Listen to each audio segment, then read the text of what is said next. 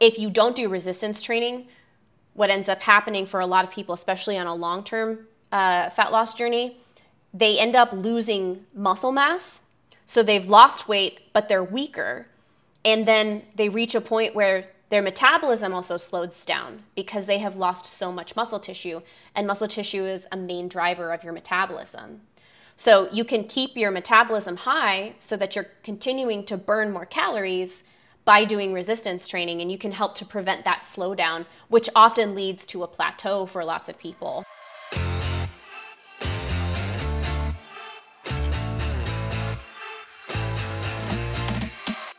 Hey there, welcome to the Coaching Corner podcast. I'm Jade Harrison. I'm a personal trainer, and I've created this podcast to help you to eat better and build a body that you love. Today, we're going to be talking about the benefits of doing resistance training and building muscle. We're also going to go over my tips for getting started in building a resistance training routine. This episode was recorded when I was live on my Twitch channel. That's twitch.tv/JadeyGains. Make sure to give me a follow there to get notified whenever I go live and answer fitness questions. Now, there are lots of benefits to doing resistance training in addition to helping your body to look more toned and also burning fat. So give this episode a listen if you are interested in learning all of the benefits and how to get started with resistance training.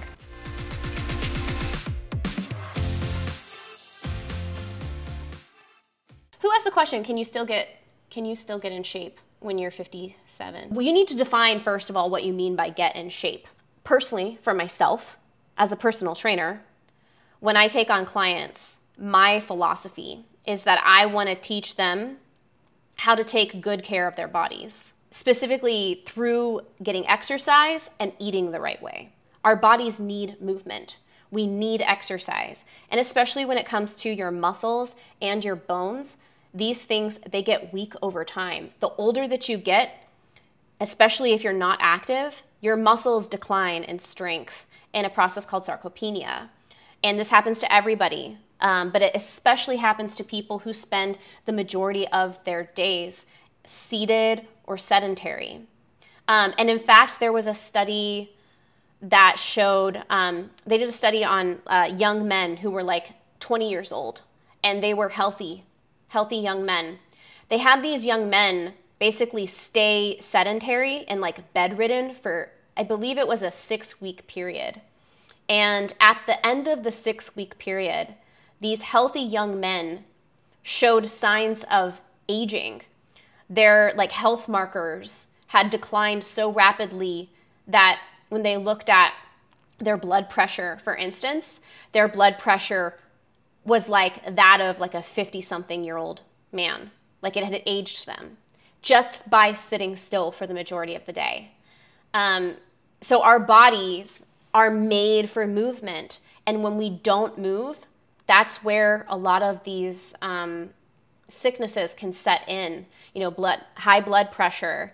And as you lose muscle, you also lose so many other things besides just strength. Like I said, you lose strength in your bones. Your bones become more brittle, which means that you're more likely to break them.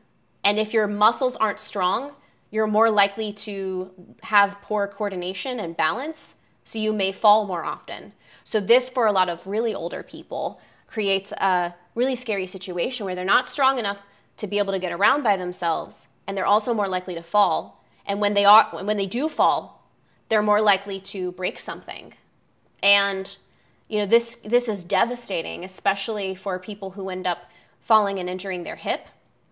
The rate of decline in overall health and there's a drastic increase in mortality rates after an elder person falls down and breaks a hip and has to have like a hip replacement, because just they have to stay sedentary at that point, and so their health continues to decline.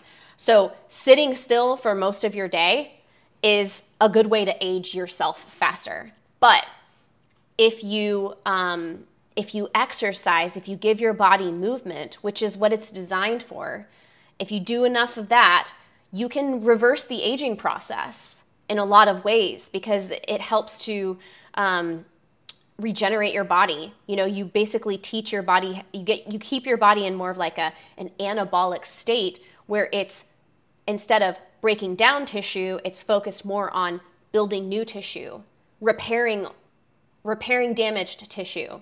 And that's what aging is. Aging is our tissues breaking down faster than your body can repair it. So when you do things like resistance training, where you're trying to build muscle, it's not only are you keeping your bones strong and your muscles strong, but you can also just reverse the aging process in so many ways. There's just so many benefits to building muscle.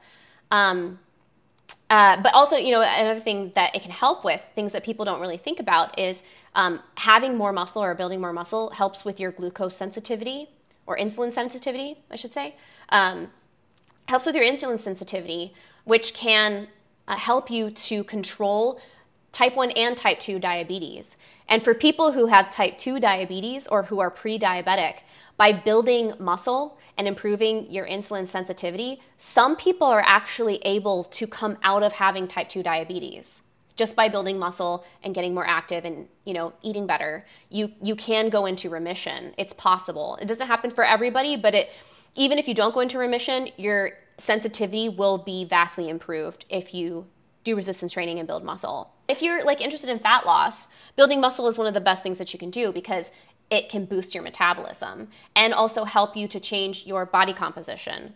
So changing your body composition is frankly more important than total weight loss. It's more important that a higher percentage of your body is lean muscle tissue than body fat. There's a certain amount of body fat that you do need just to stay healthy. But over a certain amount, it starts to become unhealthy. So in changing your body fat percentage by building muscle, you can accelerate your fat loss. And it's, also just will help you to burn more calories too, because muscle is calorie expensive to build, and it's also calorie expensive to maintain new muscle. So it's a great tool that you can use for your fat loss journey as well.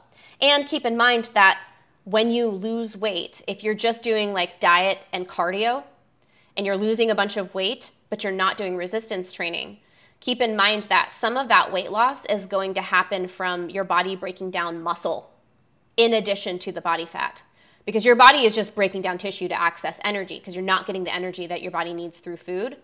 So if you don't do resistance training, what ends up happening for a lot of people, especially on a long-term fat loss journey, they end up losing muscle mass.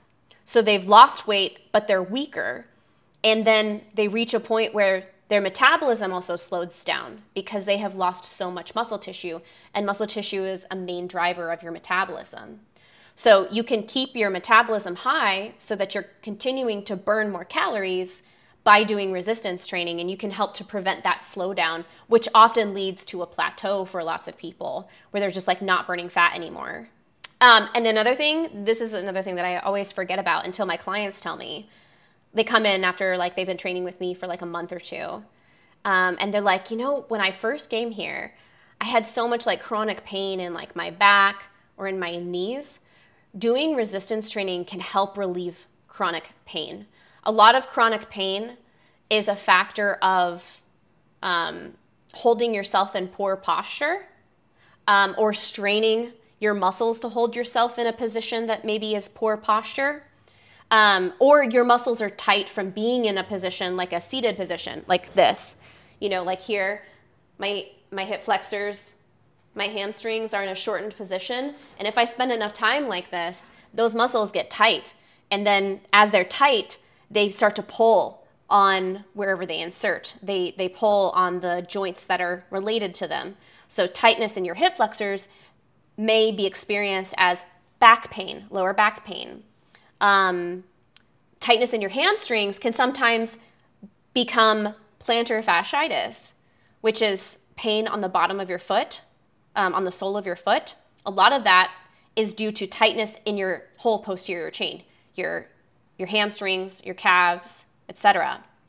So when you do resistance training, you can offset the effects of sitting with that type of posture all day, because you're putting your body back into alignment and you're practicing holding yourself in good posture, but you're also strengthening the muscles that are weak and stretching out the muscles that typically get shortened and are tight. So it can help with that chronic pain. Another thing that a lot of my younger female clients also tell me is that since they started doing resistance training, their period pain and their PMS symptoms improve. Like their periods are not as bad as they used to be, which I'm so happy to hear. Now, that's not been the case for everybody. Everybody's period is different, and each period is different from the one before. But I have noticed with a lot of my female clients, they say that since they started specifically doing resistance training, that their PMS symptoms are not quite as horrible as they were before. Also, if you do resistance training, it can improve your quality of sleep and the amount that you sleep, which can also help with chronic inflammation. Another cause of chronic pain is inflammation. And inflammation happens for a lot of reasons. Stress, it can also be poor diet, but also not exercising. So you can help reduce inflammation in your body by doing resistance training as well. And also cleaning up your diet, which is another topic for another day. Better mental health. Yes, better mental health. This is one especially for me. This is like one of my favorite benefits, because as a person with ADHD and autism, I find that when I consistently do resistance training, I just feel like I'm able to focus more. My mental health is so much more improved. My self-image is also improved, which helps with my mental health. Like, I like the way that my body looks as I get stronger, as I put on more muscle, and that improves my mental health too, because I like what I see in the mirror more or less on most days. Of course, I still have a little bit of body dysmorphia, but overall it's improved. But by getting better sleep, by getting your body the movement that it needs, you will just feel better overall. So there's lots of benefits to doing resistance training and building muscle. And I know a lot of people are like afraid of lifting weights and getting bulky, but in reality, that's not what happens. For most people, that's not what's going to happen. The people who end up with like really, really big muscles are people who are bodybuilders who have worked out for many, many years in a specific way and who eat a lot. And it's actually really, really hard to get big muscles. Most of us, it's not gonna happen. Even if you want it to happen, it's really, really hard to get big muscles. So if that's something that kind of holds you back from starting to do resistance training, you're afraid that you're gonna get muscly or bulky, muscle is not gonna make you bulky. What makes your body bulky and like makes your body take up more space is body fat. And so if you're concerned with being bigger, one of the best things you can do is do resistance training in addition to cleaning up your diet and just doing an overall wellness program where that's prioritizing burning fat, but also keeping your metabolism high, which resistance training can do. So it's not the resistance training that's going to make you big. So those are some common concerns, but yeah, it's definitely worth doing. And that's why it's such a cornerstone of all of the programs that I do for my clients. You stopped working out after your knee surgery in 2016. You were really fit. You went back for the first time the other day and cannot believe how much muscle you lost. You also gained a lot of weight. You're determined to get back in shape, just a little shocked. It is shocking. It's hard. It's hard. But you're not alone. It's a really common problem. I've trained tons of clients who've had a very similar issue. I have a client, my gosh, I have one of my favorite clients. He came to me after he had an ACL tear. He had an ACL and meniscus tear, and he had to have surgery. And he gained a lot of weight from that, and he lost a lot of strength. But we've been working together for now, let's see, September, October, November, December, January, February, March, April, May, about 8 months. And we just tested his maxes after doing a couple of programs for muscle building and strength gaining. And, he just bench pressed 300 pounds yesterday. He deadlifted 320 pounds, which is a huge deal for him because back when we first started working together, just any load on his legs would cause knee pain. So we had to start really, really slow with a lot of isometric exercises. But eventually, he got to the point where he got strong enough, and now he's like squatting and deadlifting, and he's doing great. Yesterday was the first day you were able to barbell squat in 6 months, pain-free. Your knee is finally back to 100%. Let's go. You were able to squat. You were able to do 145 pounds back squats and front squats just to test it out. Amazing. I bet that feels so good. Okay. So now, do you want to know how to build muscle? Have I convinced you? Rufus would like to say, it's true. You should build muscle. Become a little meathead, like me. Rufus is freaking muscly. He's a strong boy. So now that we understand why it's important to do resistance training and why it's important to build muscle, and it's for everybody, okay, men and women, there's not really a difference between the way that men and women should train overall. There are subtle differences, which we can talk about another time, but in general, just to get started, it's easy peasy across the board. The same rules apply for everyone. So the first thing to do is to, set aside some time for yourself to do some resistance training between 2 and 3 times per week. And I would recommend setting aside between 45 and 60 minutes during those 2 to 3 days. So on 2 to 3 days, set aside 45 to 60 minutes to do some resistance training, okay? And try to make it like an ongoing, a recurring event, right? Put it in your Google Calendar or write it in your agenda. Set it as like a recurring event, 2 to 3 days a week at a time that's going to be convenient for you, or make time if you need to. But try to make it consistently the same days, the same times on the same days on a week-by-week basis, because that's going to help you with consistency. And when it comes to making gains, consistency is key here, okay? Staying more or less consistent is super important. So try to find some days or carve out some time for yourself, 2 to 3 days a week for 45 to 60 minutes. Now, when it comes to what you do during your workouts, first off, when you're doing resistance training, if you've never done resistance training before, I think it's a really good idea to work with a personal trainer. And learn how to lift with good technique first. Because, it's generally safe for everyone of all body types to lift weight or to do resistance training. You don't necessarily have to do resistance training with weights, but eventually weights are kind of like the best way for you to build muscle after a certain point, okay? Or using machines. But it is best to work with a personal trainer, at least for, I would say, the first 3 months of your resistance training journey. That way you can learn technique, you can learn what you need, and get into a nice program. If you can't afford a personal trainer, what I would recommend is getting on a program, a resistance training program for beginners. Even if you used to be like really fit back in the day and you used to lift, if it's been like more than a year or two, start with a beginner level program, 2 to 3 days a week, hitting total body. Or you could do push-pull legs, but honestly, I think total body is a probably better option, because when you are out of shape, when you haven't lifted or you haven't done resistance training in a long time, a little bit is going to go a long way. Your muscles probably don't need you to spend an entire training session on your arms, or on your legs. You're probably going to be fine with 1 or 2 exercises for each muscle group. So I like to do like some legs, and then do some arms, and then some legs, and then some arms, and then some core. That's a generally good rule of thumb pattern to follow for getting back into it. You also want to focus on technique first, learn to perform the exercises with good technique.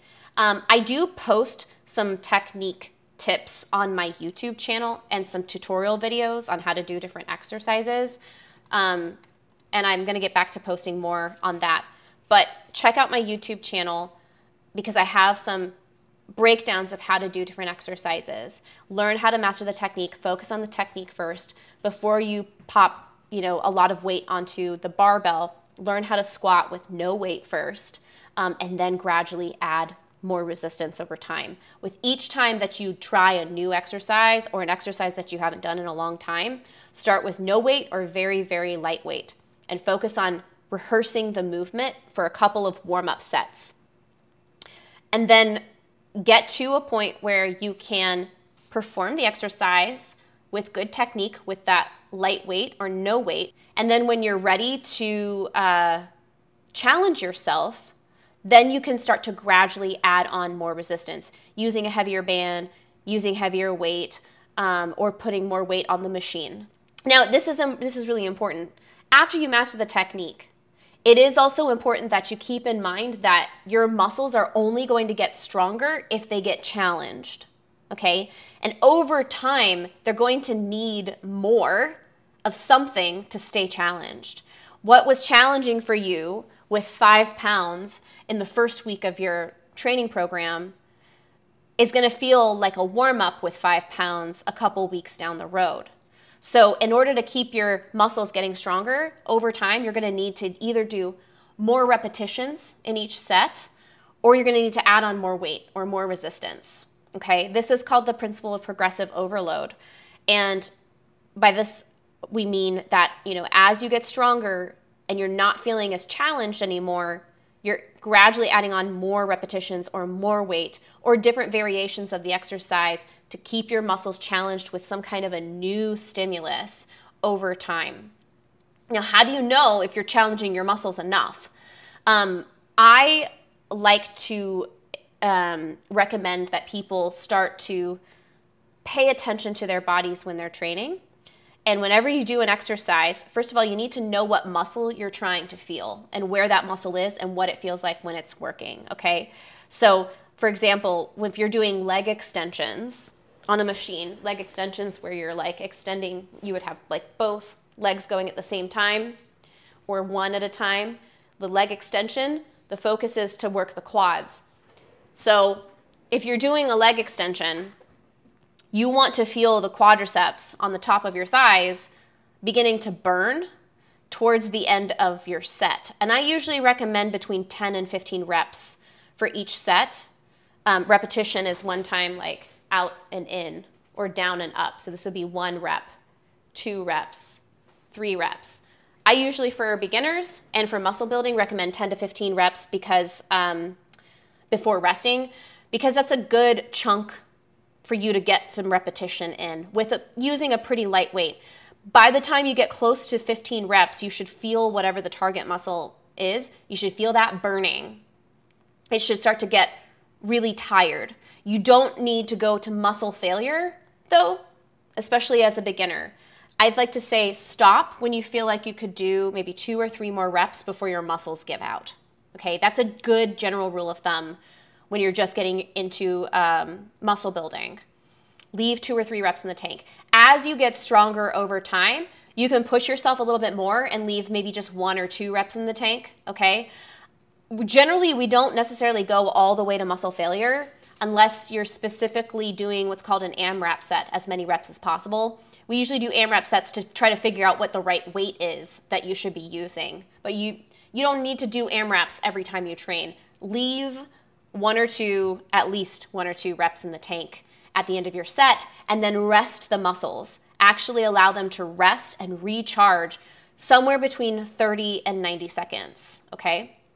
And then you do another set, or you switch to another exercise and then come back later, okay? So generally speaking, I like to keep my new beginner clients doing a straight set of exercises, meaning you're gonna do the exercise for a set, and then rest for 30 to 90 seconds, and then do another set of the same exercise. Then rest for 30 to 90 seconds, and then do 1 more set. I like this because it gives you the opportunity to master the technique. You're just focusing on that technique, that muscle group, and learning how it feels for that muscle group to work and to get tired. So I like to have my beginners work with straight sets, at least for some of their exercises, okay? So that's the goal. When you're doing a set of an exercise, make sure that you know what muscle it's targeting. If you're following one of my YouTube videos, or if you're doing one of my training programs, and I use videos to teach my clients, listen closely in the video. I say what the muscle is that this exercise targets. And so you can pay attention to your body while you're doing the exercise and make sure that you're feeling that muscle working. And you want to push it until you feel like it's getting tired. It might feel like it's burning. And then stop when you feel like maybe you could do like 2 or 3 or maybe just one more rep and then rest. Oh yeah, and when I post this to my podcast, the show notes that go with this episode are going to have a downloadable muscles chart that you can download as a freebie. I would use that. I would download that if I were you. If you're following me on Twitch, I'll post about it in my Discord when this episode goes live. So you can use that downloadable muscles chart as a reference. So when you're doing an exercise and it says, this is for the quadriceps, you can, quick reference, look where are the quadriceps, or you can just look it up on your phone too. To return back to the idea of progressive overload, you always want to be feeling like the muscles are burning and they're getting tired, but stopping when you feel like you could only do 2 or 3 more reps in the tank, or maybe 1 at the most, unless your program specifically says to go to failure. But usually, for me, the way that I program, I'm only going to recommend going to muscle failure when we are testing something, trying to figure out what weight you should use. But you can also just sense for yourself, like this feels like it's challenging. I feel like I could probably only do 2 or 3 more reps.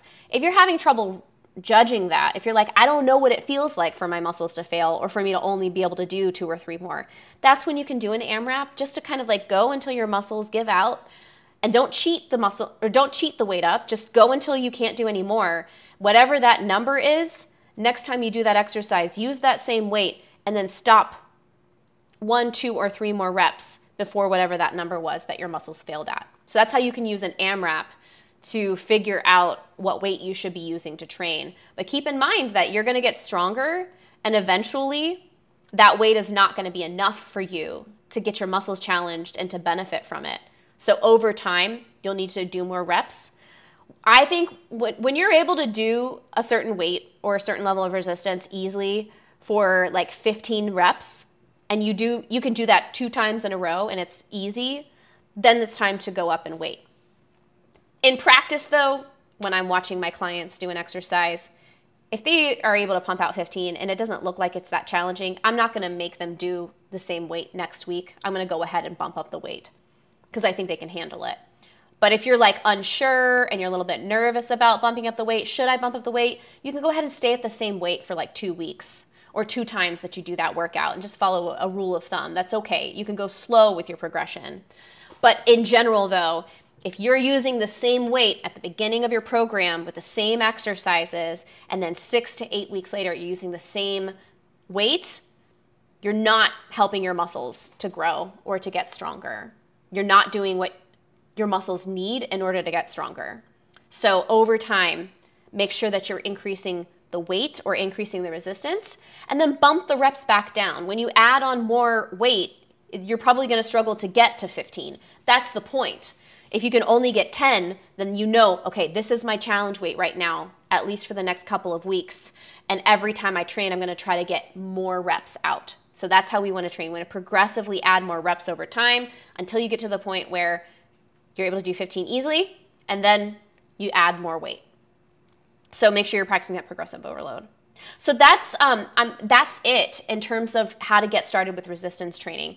You don't have to do like hours and hours and hours in the gym. Like doing resistance training can be you can keep it super, super simple. You don't need to do, especially as a beginner, more than 2 to 5 exercises in a workout. You can start with 2 or 3 exercises if you just want to get started and just do maybe 2 or 3. You don't have to make it super complicated. You don't have to use every single machine in the gym, okay? Pick a couple of exercises for your lower body, like 2 you're gonna do for your lower body, 2 you're gonna do for your upper body, and then 1 or 2 that you're gonna do for your core, your abdominals, okay? Keep it super simple for yourself. Get into a routine and prioritize just consistently showing up, okay? And if you need help, of course, I'm a personal trainer. I'm here to answer your questions. You can always ask me questions in the Discord. You can check out my training programs that I've written and used for my clients on my website.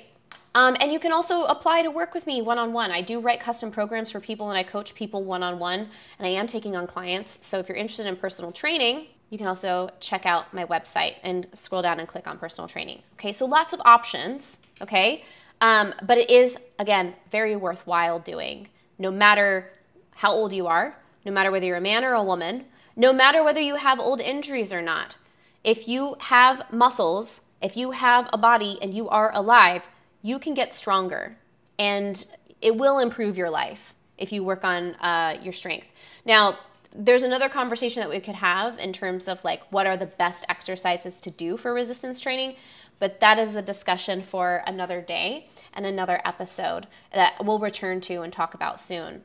But I just want to make sure to kind of give you guys, just as, you know, to start thinking about like, this is something that you can do, okay? And it's something that you should do. It's gonna help you to feel better, to feel stronger, to reverse the aging process, and just to be healthier. And it's just 2 or 3 times a week, dude. That's all it is 2 or 3 times a week. You don't have to be, you know, going to the gym 5-6 days a week and doing tons of like high intensity HIIT workouts or whatever to achieve the body that you want. You actually can get more bang for your buck by doing resistance training. You'll get your body closer to that like toned look that everybody talks about through resistance training. And this traditional, you know, traditional method of strength training is enough, as long as you're also, you know, eating healthy, and following a generally healthy diet and eating generally the right amount of calories. So I hope that you find this helpful, and I hope that this is encouraging for you. And we will talk more about how to do resistance training in coming streams and episodes. But in the meantime, you can subscribe to my YouTube channel where I post my podcast as well as exercise tutorial videos. You can also join my Discord server, the Coaching Corner Discord server, where I share information, and hang out with me here on Twitch, twitch.tv/JDGains. And if you are a subscriber and you want me to look at your technique for a resistance training exercise or any kind of exercise, you can post in the technique reviews channel of my Coaching Corner Discord server. And I review these videos and I give feedback on my Twitch channel on Tuesdays. We call it Technique Tuesdays. Make sure you just post those into the Discord and the technique reviews channel. In the fitness and health category, you need to make sure that you mark that you're interested in the fitness and health stuff. And then you can post your videos and I'll review them. So I'm here to help. And you also have lots of other people in this community who are very helpful and encouraging. And you can do it. I believe in you. So yeah, go out there and get some muscles and get stronger. It's good for you.